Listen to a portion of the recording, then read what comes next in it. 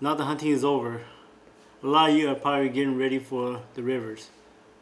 Me, I'm getting ready for steelhead fishing.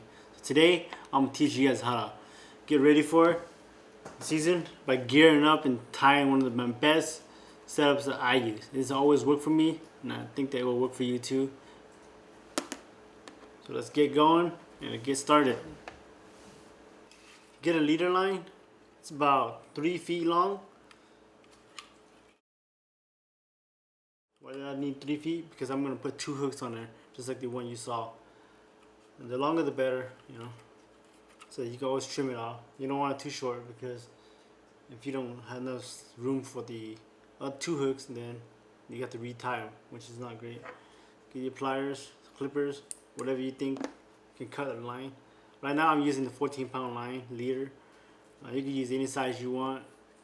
Keep in mind that you want to keep the leader line thin, so in case you get stuck in a rock or get stuck in a twig somehow on the bottom of the creek, you can break it easily and then retie them again.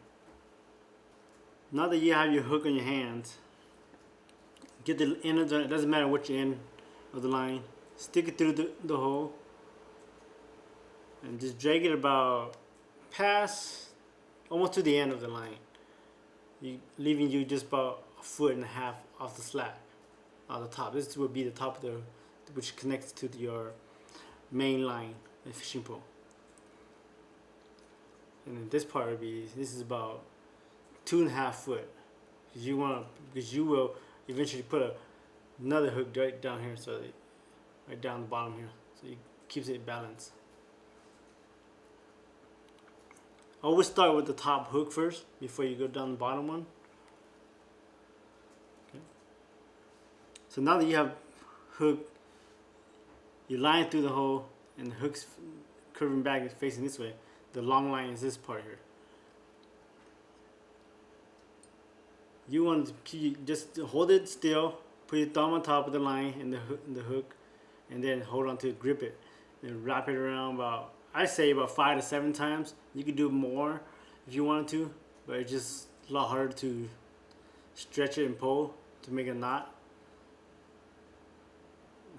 Once you wrap it around your index finger, pull it off a little bit, and then just kind of see that little hole right there, the opening. Just stick it through the front so that you have that gap, and then just hold it tight and pull it through.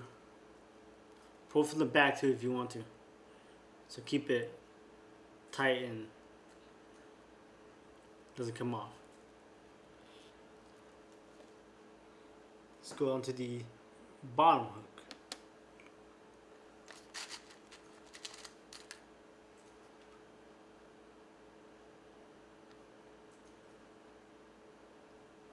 Same thing, stick it through the tip of the hook, leave a little slack in the bottom. As you see, the hook is right down here. You don't want to leave these 2 hooks separate too far apart, because what happens is if fish bites the top one here and you don't hook on it, this one might snag it, so you don't want to have too long. You want to keep it close. That way if you pull it, this one will follow it, so you don't snag the animal, the fish, which in some states it's illegal to snag. So you go again 5 times, 5 to 7 times, depending on how strong your line is or how much you want to put on there. So here we go again. Don't put too much pressure on it, just pull it to the front and pull on the back, soft, easily, so that you don't get a tangle. So there it is. Simple. Just pull from the back here. Here it is. It's about 7 inches, 7 to 8 inches long. It separates them. With your extra slack of line here, just push it back through the hole to make a loop. So you want to make a loop like that, just like that. So you can just make a loop here, So you try to get the smallest size possible you can get on the store. Now make that loop, pinch that loop I was showing you earlier, and put it through the back of it, the fat side.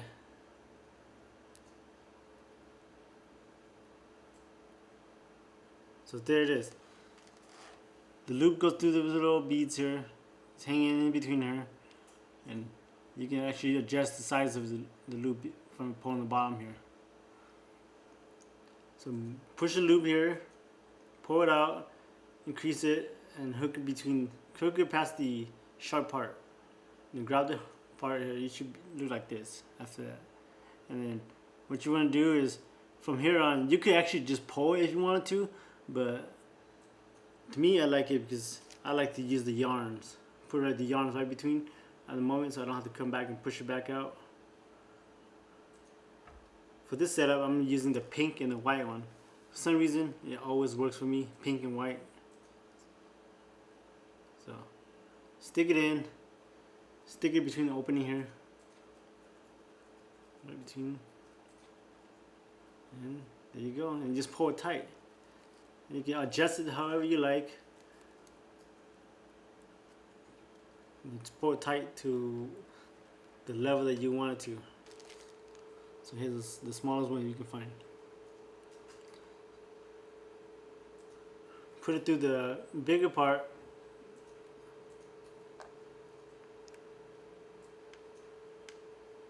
And there it is. It's the big loop coming through the hole. Still hanging up here. Just open it wide as you can, and then grab the hook here.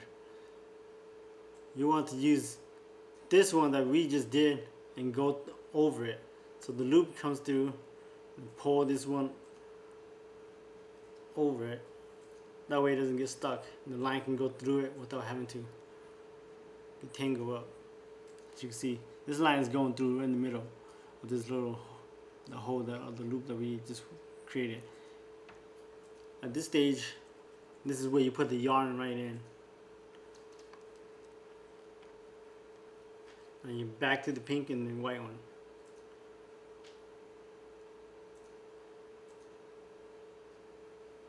Be careful not to get a big yarn, because if it's too big, the steelheads don't like it either. If it's too small, they won't like it either. You want to just keep it to the point where they feel comfortable putting it in the mouth. That's it. You're set up for the hook. It's ready to go.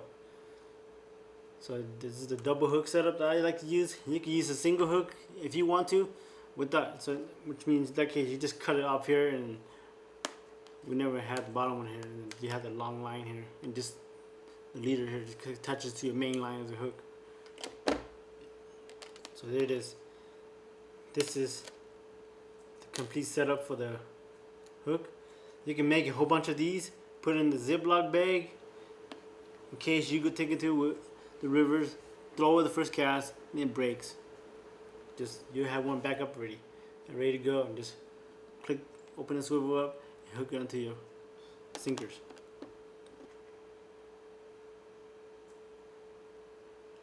So there you have it. Get some sinkers that you want, the size and the weight that you think that will work for your creek. Make sure to adjust your sinker length to the speed of your water or the depth of it. You don't want to get too long, it's too heavy, you're not going to feel a bite, you're going to get stuck more often. You want to get to a certain length that you will feel comfortable. You can just feel the sinker bumping on the rocks. That way at least it's moving down the creek, you have more chance of success. So you just connect it together, just like that, and it gets stuck. So in case you get stuck on the rock, you can just pull real hard on the main line, and it's gonna come off like that. That's the strategy anyways. So here it is. It's completed. Perfect. Ready to go for steelhead fishing. Couple months here, more videos will be posted, so stay tuned. It's gonna be fun.